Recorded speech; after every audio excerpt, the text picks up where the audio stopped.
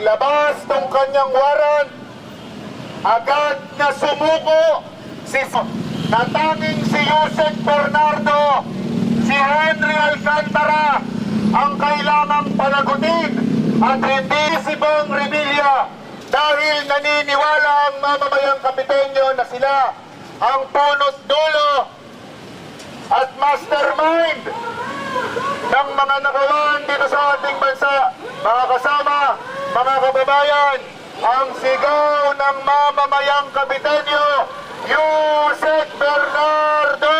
Hindi gulong! Yusek Bernardo! Hindi gulong! Mga kasama, mga kababayan, muli po, isang magandang hapon sa ating lahat. Ang samahan si Senator Bong Revilla mulat sa poll nang isinuko ni Senator Bong Revilla yun pong kanyang sarili, nasama na kami, no, bilang pagpapakita ng kanyang suporta. Mulat sa poll po, hindi naniniwala ang mamamayang Caviteño na dapat makulong ang isang Senator Bong Revilla. Naniniwala po kami na hindi siya kabahagi ng lahat ng mga pagnanakaw at kung paano iniimplementa yung mga flood control project dito po sa ating bansa.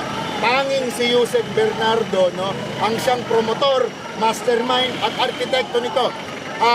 Nananawagan kami sa DOJ na tanggalin sa Witness Protection Program si Yusek Bernardo at si Henry Alcantara dahil sila po, no, yung pangunahing dapat ikulong, litisin at papanagutin dahil sa lahat ng nangyayaring korupsyon dito po sa ating bansa, naniniwala ang mamamayang Caviteño na sila ang promotor nito. Kaya naman, ang panawagan ng mamamayang Caviteño, Yusek Bernardo, panagutin, hindi si Bong Revilla. Yusek Bernardo, litisin, hindi si Bong Revilla. Yusek Bernardo ang dapat ikulong at hindi si Bong Revilla.